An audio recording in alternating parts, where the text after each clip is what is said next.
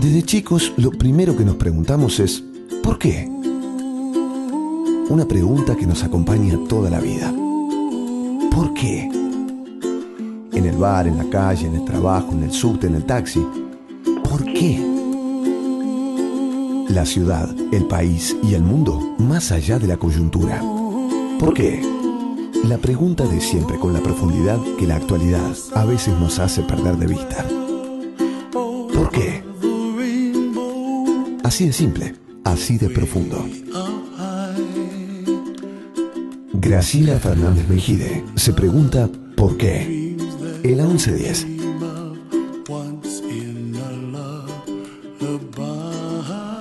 Hola, buenas tardes, ¿cómo están?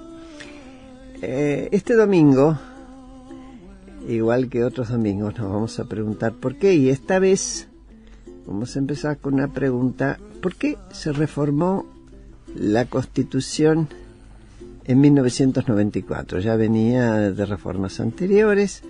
¿Por qué se reformó? ¿Cómo y qué circunstancias la acompañaron esa reforma? Y para ayudarnos a pensar esto, están con nosotros los doctores Ricardo Gil-Lavedra y Gregorio Badeni. Ricardo Gil-Lavedra es abogado, ex ministro de Justicia y Derechos Humanos de la Nación, diputado nacional y miembro del tribunal que condenó a las juntas militares en 1985. En su perfil de Twitter dice que también es hincha de Racing, y lo destaco porque yo soy hincha de Racing. Muy bien. Que es un apasionado de la PlayStation, ahí sí que me mataste, y padre de 4 hijos y abuelo de Astor y Antígona. ¿Qué nombres? Sí, viste, bueno, locuras de los chicos, ¿no? No me lo he puesto nunca. Vos te salís de la responsabilidad. Y Gregorio Badeni, que es abogado también, doctor en Derecho y licenciado en Ciencias Políticas, y entre otros muchos cargos y lugares que ocupa, es profesor emérito de Derecho Constitucional en la Facultad de Derecho de la UBA, publicó 14 libros, en 2006 recibió el premio CONEX de Platino en Derecho Constitucional. ¿Y usted tiene Twitter, Gregorio, también? No. Empiezan las diferencias. A ver, ¿quién quiere empezar dando la opinión de por qué se reformó la Constitución en el 94? A ver, Ricardo. A ver, uno podría decir que la reforma del 94 actualizó el texto constitucional en muchísimos aspectos y sin duda lo hizo, ¿no? Pero generalmente las enmiendas constitucionales están precedidas siempre de un hecho político, porque no es fácil reformar una constitución porque se requieren mayorías muy importantes para que el Congreso declare la necesidad de la reforma. Y en el caso concreto no cabe ninguna duda de que el nervio político que impulsó esta reforma fue la intención del entonces presidente Menem de poder tener una reelección. Uh-huh. Cosa que estaba prohibida por la anterior Constitución. Que tenía nada más que un mandato de 6 años sin posibilidad de reelección. Y para esto, bueno, en aquel momento, en el año 1993, el presidente, más allá de la presión pública, política, incluso había puesto en funcionamiento una consulta popular sobre la necesidad de la reforma, ¿no? En esas condiciones, bueno, fue cuando se logró un acuerdo, un consenso, un poco forzado por las circunstancias, pero un consenso en ese caso con el principal partido de la oposición, con el radicalismo, que habilitó el tratamiento, y con la reelección se introdujeron muchísimos cambios, ¿no? Porque no fue una reforma chica, fue una reforma muy grande. No sé, yo fui constituyente, así que voté en contra, voté a favor. Claro. Sí, Gregorio. Sí, yo comparto lo que dice Ricardo, pero me gustaría remontarme un poquito más atrás para explicar el porqué de la legitimidad de esa reforma. Uh-huh. En realidad, desde el año 1957 nosotros asistimos a un continuo deseo de la dirigencia política por reformar la Constitución. En 1957 la reforma iba a ser muy, muy grande, se frustró por las razones políticas que conocemos y se modificaron solo 2 artículos de la Constitución. Pero de ahí más, siempre vimos o percibimos un deseo de modificar. Gregorio, ¿por qué no le cuenta a los oyentes cuáles eran las dificultades políticas? Porque a veces uno está muy pendiente de la historia, pero no siempre la gente... Bien, en muy resumido, ¿no? Sí, en 1957 el retiro de la bancada de la Unión Cívica Radical Intransigente y de los partidos de centro dejó sin quórum a la convención reformadora y solamente pudo restablecer la vigencia de la Constitución de 1853-60, introducir el artículo 14 bis y una ligera modificación en un artículo referente a la aeronavegación, nada más. Pero perdón y gracias. Pero el grueso de las modificaciones, especialmente de tipo social, no se pudieron concretar. Ahora, lo que veíamos era que flotaba en la sociedad argentina como un deseo, bueno, hay que reformar la Constitución. ¿Por qué? No sé, pero hay que reformarla. Llegamos a 1972 y el gobierno de facto modifica la Constitución sin convocar a una convención constituyente y con el aplauso de las fuerzas políticas mayoritarias que eran el justicialismo y el radicalismo. A mí eso me aterró, como me aterró el derrocamiento de Frondizi. Estaba en la facultad, me enseñaban que hay que cumplir la ley. ¿Y cómo? ¿Cómo es que se derroca un presidente? ¿Por qué? Porque perdió una elección. Claro, yo no tenía experiencia política, no lo entendía, pero no me gustó, como tampoco me gustó la reforma de 1972, porque si siempre decíamos que el poder constituyente proviene del pueblo, etcétera, ¿cómo puede ser que por un simple decreto se modifique y que no haya protesta? Bueno, después en los hechos, con el golpe del 76, siguieron los intentos de reformistas. Yo no me olvido del general Díaz Besore, que en el Ministerio de Planificación que se había creado en ese entonces trataba de elaborar un nuevo texto constitucional y que muchos políticos participaban con singular entusiasmo en efectuar esas modificaciones. Llegamos al año 83, un candidato a la presidencia que citaba el preámbulo, el hermoso preámbulo de nuestra Constitución, en donde están expuestas la libertad, la dignidad, el progreso del pueblo, y decíamos, bueno, por fin vamos a tratar de cumplir la Constitución, pero al mismo tiempo se conformó con la mejor de las voluntades, no es crítico lo que yo digo, un Consejo para la Consolidación de la Democracia, cuyo objetivo era reformar la Constitución, y que no lo pudo hacer también por razones políticas, porque ya en el año 1987 el radicalismo no contaba con la suficiente fuerza propia como para seguir avanzando en la reforma. Y ahí llegamos, como decía Ricardo, al año 1993, donde también las 2 grandes fuerzas políticas acuerdan reformar la Constitución, incluyendo gran parte de la labor que había desarrollado el Consejo para la Consolidación de la Democracia, otras cuestiones que provenían del justicialismo. Perdón, en ese consejo estaba Carlos Nino, ¿no es cierto? Era el coordinador. Era el coordinador, Carlos, sí. Y bueno, perdón. No, y bueno, y así se concretó la reforma. Lo que nosotros siempre decíamos, no es que éramos antirreformistas, pero siempre decíamos que antes de reformar hay que saber cumplir. De nada sirve cambiar las leyes y creer que por arte de magia se va a cambiar nuestra condición social, económica, cultural, si no demostramos previamente que somos capaces de cumplir las leyes.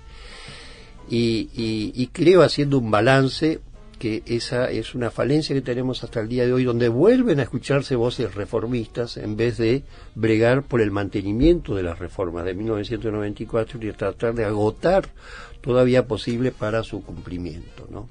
Sí, vos querías agregar, sí. Sí, haciendo ese raconto. Ahora Ricardo Gilavedra. Ese raconto que también hizo Gregorio, varias puntualizaciones.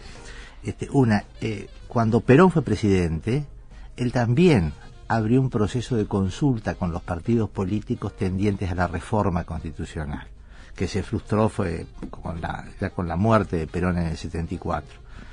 Y en el caso, decir, cuando fue presidente ya de vuelta de su exilio en Europa. Sí, no sí, en los dos entre el 73 y el 74. Está bien.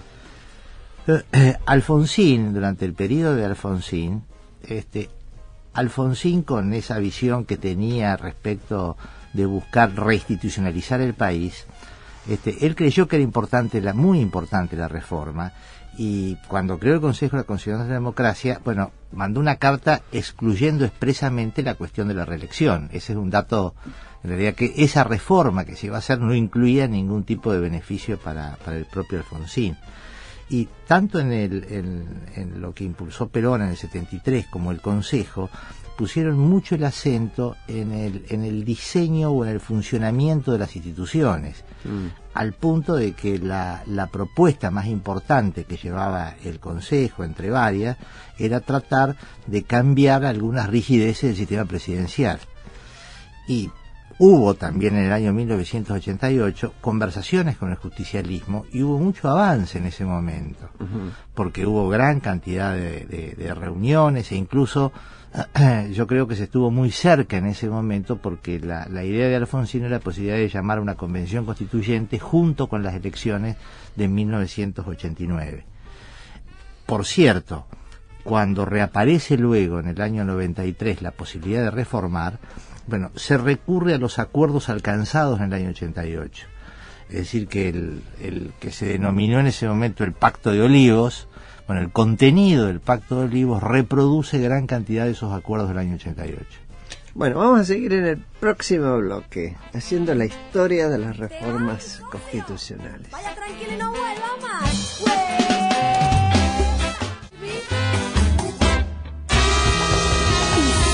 Bueno, acuérdese que si quiere comunicarse con nosotros puede escribirnos a porqueprograma@gmail.com y también puede vernos en el YouTube de la radio 1110, recuerde, con letras. Y me acompaña de mí, como siempre, Pablo Barmorato, como productor, Sofía Schiff, Nicolás, el habilísimo Reynoso en toda la parte técnica, y la filmación del programa, lo que usted ve en YouTube, está a cargo de Carolina Assi y de Ezequiel Gilbert. Seguimos entonces con Ricardo Gil Lavedra y Jerónimo Badeni.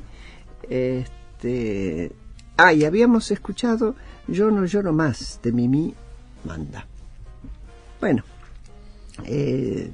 continuamos, metámonos con el tema de la constituyente. Yo recordaba que en aquella época yo hacía mis pininos en política, era diputada nacional junto con Carlos Chacho Álvarez. Habíamos sacado, creo que 14% de los votos acá en Capital, y de repente fuimos a parar a 38% en el tema del Pacto de Olivos, resistiéndonos al núcleo de coincidencias básicas. ¿Por qué no explicamos ahora qué es eso del núcleo de coincidencias básicas? Bueno, Ricardo, a ver, el núcleo de coincidencias básicas encuentra su justificación también en la política, en las desconfianzas recíprocas que había entre los dos partidos mayoritarios acerca del cumplimiento de cuáles eran los acuerdos. Es decir, que el tema, que no se cumpliera las otras cláusulas que se debían... A ver, ¿por qué? Porque en ese acuerdo estaba la reelección. Sí. Pero además había cosas interesantes que no tenían que ver con la reelección. Claro, y lo que se trataba de que se tenía que aprobar todo junto. Claro. Es decir, que era un paquete cerrado en el cual cada cosa estaba vinculada entre sí. Por supuesto que se decía que esto era una organización sistemática, que la reelección se habilitaba si se flexibilizaba el presidencialismo, si no, no. ¿Qué es eso de flexibilizar el presidencialismo, Badeni? Es una buena pregunta, porque si yo lo analizo desde un punto de vista empírico,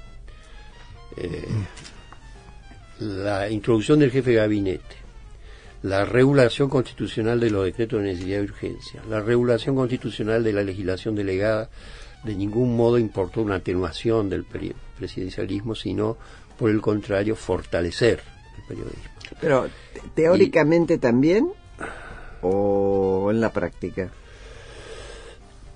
Teóricamente no, en la práctica sí. Bueno. En la práctica sí, ¿por qué? Porque, claro, el argumento era razonable. Tenemos delegación de facto ante la reforma. Tenemos decreto de necesidad y urgencia de facto. Vamos a regularlo constitucionalmente fijando los límites. Pero eso fue abrir la puerta, ahora usemos criterio empírico, fue abrir la puerta para que eso se legalizara y se llegara a extremos que ni los constituyentes querían que se produjeran. Pero eso, ¿por qué se produce? ¿Porque la letra es mala? No, porque el ejecutor de la letra es malo. Quizás la cultura democrática de la dirigencia política no era no estaba acorde con esas buenas intenciones que hubo al modificar la Constitución en esos puntos referentes a la atenuación del presidencialismo. Hoy tenemos un hiperpresidencialismo. ¿Qué decís, Ricardo, de esto? Sí, fue, por cierto, fue un intento frustrado. Digo frustrado porque todas esas cláusulas... Un buen intento frustrado. Sí, claro, las intenciones eran buenas. Con las mejores intenciones. Ahora, esto no quiere decir de que el presidente no haya perdido facultades.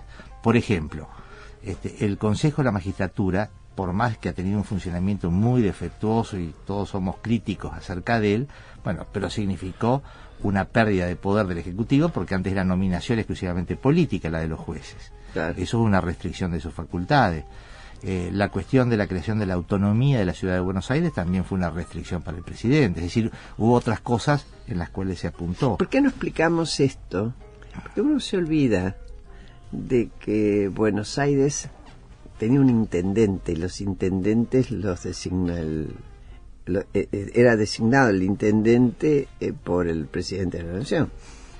Bueno, claro, la autonomía de la ciudad nació ahí. Claro. Es decir, los porteños podemos elegir nuestras autoridades y dar sus instituciones gracias a la reforma del 94. Y en el cual que se fue mucho más allá, incluso el constituyente, de lo que se estaba discutiendo en ese momento. ¿Por qué?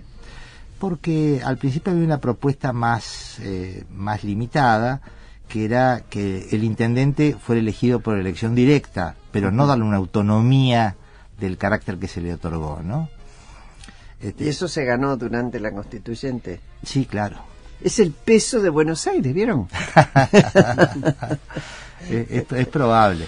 A ver, y muchas otras cosas, por ejemplo, la intención de desagregar dentro de las facultades presidenciales la de administración, que se les ponían en manos del jefe de gabinete, eso quedó frustrado.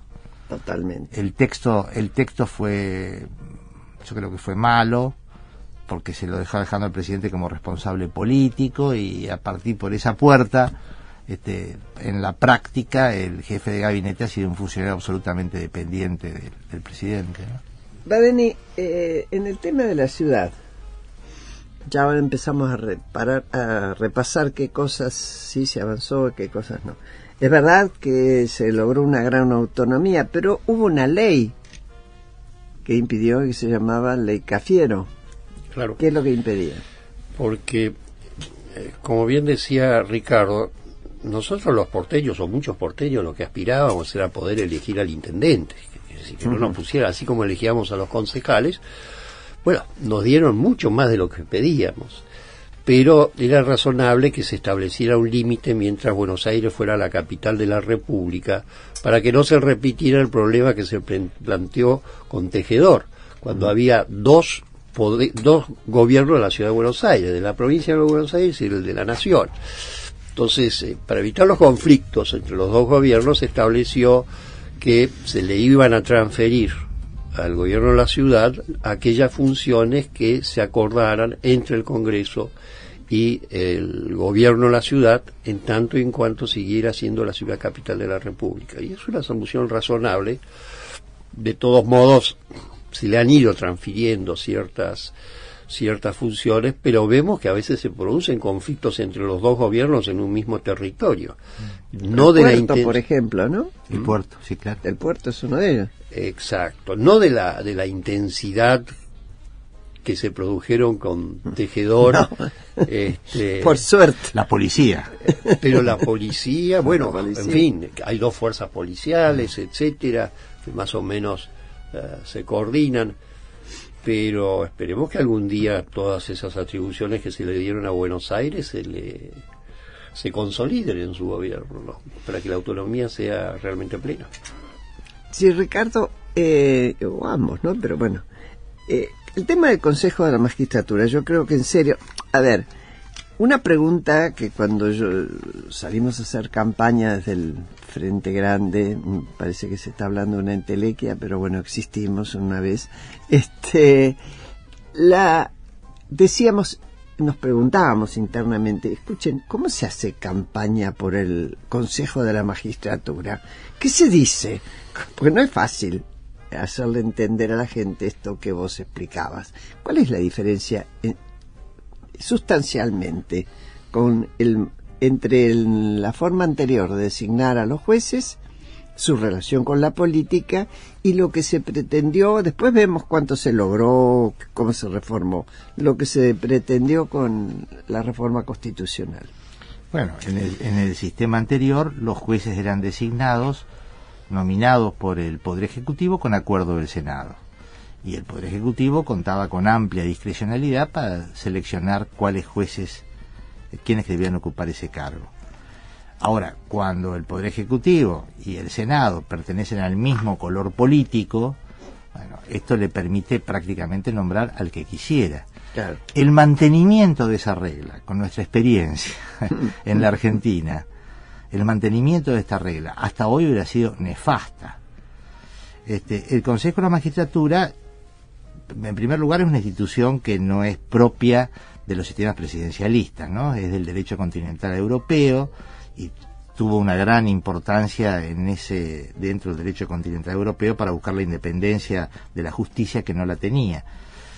Yo creo sinceramente a esta altura que el Constitucional también fue de más, porque una cosa es que sea un órgano para tratar de seleccionar a los aspirantes a jueces en función de su idoneidad, que eso me parece muy bien, y yo creo que pese a todas las cosas que han ocurrido, bueno, hay un piso de idoneidad, bueno, que hay que satisfacer. Yo creo que eso ha sido un avance. En lo que creo que es excesivo es darle facultades de administración, como se le dio, lo que ha traído graves problemas de colisión respecto de la Corte. ¿De administración en qué sentido? De administración de los recursos. Los recursos, sí, sí. Yo creo que tiene que ser un órgano nada más que encargado de seleccionar a los jueces, facultades disciplinarias puede tener también, pero nada más, ¿no? Un consejo más restringido. Y más allá que, bueno, este es un país muy complicado, ¿no? Porque el Consejo ha tenido un despliegue burocrático, a mi juicio, excesivo, y el intento constantemente de los poderes políticos de tratar de tener mayorías en el Consejo para nombrar los jueces que quisieran, lo mismo, ¿no? Claro. Bueno, ahora vamos a seguir.